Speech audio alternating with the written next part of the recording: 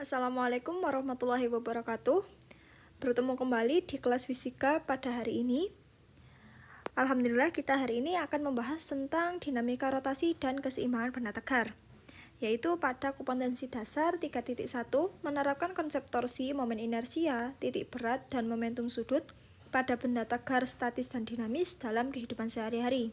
Tujuan pembelajaran kita hari ini yaitu memahami konsep torsi, memahami konsep momen inersia, memahami konsep momentum sudut, dan menerapkan konsep torsi, momen inersia, dan momentum sudut dalam kehidupan sehari-hari. Yang pertama, yaitu tentang momen gaya. Benda hanya dapat mengalami perubahan gerak rotasi jika pada benda tersebut diberikan momen gaya. Dengan adanya momen gaya, maka benda akan mengalami perubahan kecepatan sudut. Momen gaya itu ini ya. Jika suatu benda diberikan gaya tegak lurus terhadap R-nya, maka benda itu akan berputar. Seperti ini ya. Jadi kalau coba kalian praktekkan juga ya. Jadi bayangkan batang ini adalah pensil kalian. Nah, ini ya pensil kalian letakkan di buku. Ya, seperti ini. Lalu tekan ujung ininya, yang sebelah kiri ini sebagai sumber rotasi. Lalu yang di ujung kanan ini sebagai titik tangkap gayanya, ini kalian tarik ke bawah seperti ini. Nah, dia akan berputar kan searah dengan putaran jarum jam. Nah, coba lagi. Nah, titik tangkapnya gayanya tadi kan ke bawah ini ya. Coba tarik ke atas ini. Set. Gini ya. Dia akan berputar berlawanan arah dengan arah putar jarum jam. Nah, seperti itu. Jadi, benda akan mengalami perubahan gerak rotasi jika mengalami momen gaya ini. Momen gaya itu dapat dirumuskan sebagai ini ya. Tau sama dengan R kali F. F itu besarnya gaya ini yang tegak lurus terhadap R ini. R ini jaraknya dari sumber rotasi ke titik tangkap gaya. Nah, perhatikan contoh-contoh kasus dari momen gaya berikut. Nah, pada batang L diberikan gaya sebesar F1 nih ya. Batang L diberikan gaya F1. F1 ini pas di ujungnya batang L. Tegak lurus terhadap L. Nah, tegak lurus itu seperti ini ya, seperti tadi. Sehingga putarannya berlawanan arah dengan arah perputaran jarum jam. Nah, seperti yang kalian lakukan tadi ya. Pada saat pensilnya itu ditarik ke atas ini ya arahnya gayanya, maka dia akan berputar berlawanan arah dengan arah perputaran jarum jam. Nah, karena dia itu berlawanan arah dengan arah jarum jam, maka di ini nilai momen gayanya itu bernilai negatif seperti ini.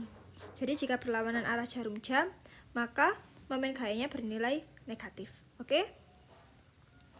Nah, perhatikan kasus yang kedua. Nah, kalau tadi kan tegak lurus, langsung tegak lurus ya gayanya. Tegak lurus ke atas atau tegak lurus ke bawah begitu ya. Nah, kalau kalau gayanya itu membentuk sudut terhadap R, itu gimana? Nah, gaya F2 yang bekerja pada batang L membentuk sudut. Sudutnya kita simbolkan dengan theta.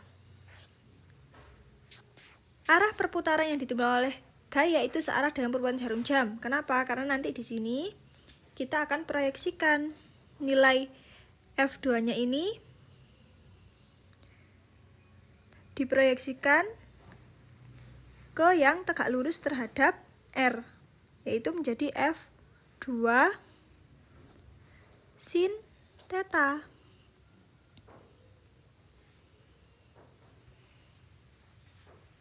Nah, seperti ini ya. Coba saya tulis yang lebih jelas lagi. F2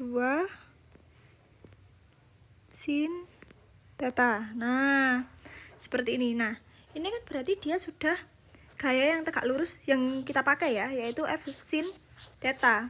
Sehingga persamaan tau 2-nya atau momen gaya di ini ya, karena F2 ini itu F2 dikali L panjang batangnya ini atau R dikali dengan sin theta, seperti itu. Perputarannya searah dengan putaran jarum jam. Jadi kalau misalnya mau menentukan arah putarannya itu searah jarum jam atau tidak, praktekkan seperti tadi ya, yang pensil mana sumbu putarnya, lalu di mana titik tangkap gayanya atau titik di mana gaya itu bekerja, seperti itu. Nah, di sini bisa dipahami ya. Selanjutnya yaitu momen inersia. Sebuah partikel bermasa m berputar mengelilingi sebuah sumbu yang berjarak r dari m. Nah, momen inersia itu adalah m dikali dengan r kuadrat, seperti ini ya contohnya. Ini sumbu, ini ada r, jaraknya ya dari sumbu, benda ke sumbu ini jaraknya r, lalu dia berputar seperti ini. Nah, gimana prakteknya ya ini? Coba kalian tali benda pakai tali seperti ini, lalu kalian putarkan di atas seperti seperti baling-baling helikopter, seperti itu. Nah, kalian putar seperti ini. Nah, seperti itu ya momen inersia. Momen inersia ini secara umum itu persamaannya seperti ini ya, I sama dengan M kali R kuadrat. Nah, kalau benda tegar dengan bentuk beraturan itu dapat dirumuskan dengan seperti ini momen inersianya. Jika batang lalu sumbu putarnya itu melalui pusatnya, seperti ini ya, itu momen inersianya 1/12 ml kuadrat. Nah, dan seterusnya.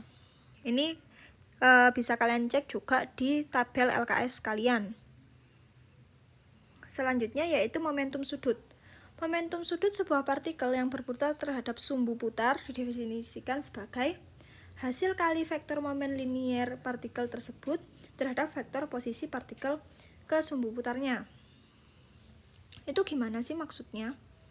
Maksudnya itu L itu sama dengan momentum linier. Momentum linier itu P dikali dengan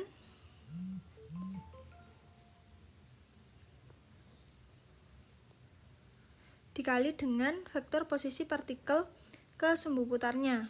Seperti itu ya. Atau bisa juga dengan ini, L sama dengan momen inersia dikali dengan kecepatan sudutnya, atau L sama dengan I kali omega. Nah, momentum sudut ini itu bisa kita lihat di ini ya, penari balet. Nah, penari balet ini. Arah momentum sudut dapat ditentukan menggunakan aturan tangan kanan, yaitu keempat jarinya ini itu menunjukkan arah R ini ya. R itu adalah arah gerak rotasi. Ya, arah gerak rotasi. Sedangkan L ini yang ke atas ini, ibu jarinya, itu arah momentum sudut.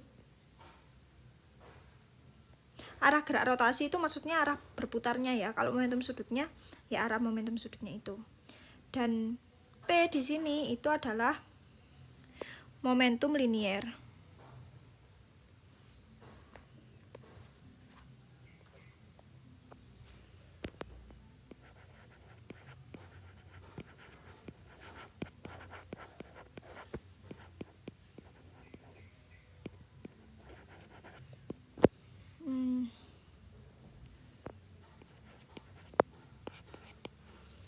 Nah, seperti itu. Dari sini bisa dipahami ya. Materinya bisa dicatat, dipahami dulu. Di pertemuan selanjutnya kita akan mempelajari bagaimana sih penerapan dari konsep-konsep ini di contoh soal yang akan kita bahas. Lalu kita juga akan mengerjakan latihan soal ya di pertemuan selanjutnya. Terima kasih. Wassalamualaikum warahmatullahi wabarakatuh.